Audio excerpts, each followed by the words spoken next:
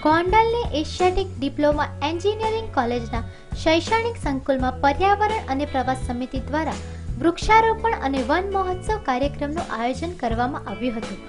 આ કાર્યક્રમમાં ગોંડલ તાલુકાના મહાનુભાવો ઉપસ્થિત રહ્યા હતા।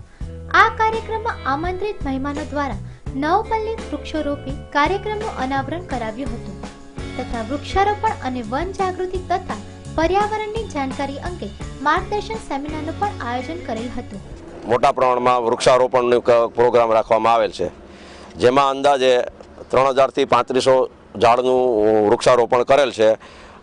જેનો મુખ્ય હેતુ અત્યારે જે દેશ અને દુનિયામાં પર્યાવરણનો પ્રશ્ન ઊભો થયેલ છે અને પર્યાવરણના સુધારા માટે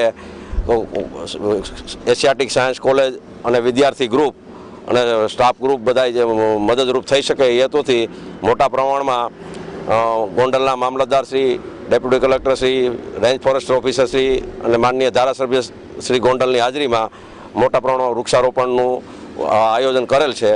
અને પર્યાવરણના જતન માટે આજે વૃક્ષારોપણ એ સામાજિક જવાબદારી બનવી જોઈએ અને વૃક્ષનો છોડ રોપ્યા પછી આપની જવાબદારી પૂરી થઈ હોવાનું માની લેવાની જરૂર નથી।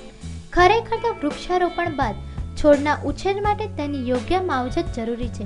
તેવો ભાવ દરેકમાં પ્રગટ થશે, તેને અપનાવશે ત્યારે જ વન મહોત્સવની ઉજવણી સાર્થક થશે તથા પવિત્ર શ્રાવણ માસમાં સાચી શિવજીની પૂજા અર્ચના કરી ગણાશે તેમ સંસ્થાના ફાઉન્ડરે જણાવ્યું હતું। ગોંડલના સ્થાનિક આગેવાનો, ધારાસભ્યશ્રી અને રેન્જ ફોરેસ્ટ ઓફિસર, વન વિભાગના અધિકારીઓ આ બધાની હાજરીમાં અમે લોકોએ 3.5 થી 4000 ઝાડવા 3500 ઝાડવાનું વાવેતર આજે કર્યું અને આ વૃક્ષ મોટું થાય અને અમારો બાળક, અમારો વિદ્યાર્થી અહીંથી નીકળતો હોય ત્યારે એમના સંતાનને એમ કહે કે બેટા આ કોલેજમાં હું ભણ્યો હતો, અહીં મેં શિક્ષણ મેળવ્યું હતું અને આ વૃક્ષ મેં વાવ્યું છે જે આજે અમારી પાછળની પેઢીને ફળ આપે છે, છાંયો આપે છે, પરોપકારની ભાવના આપે છે।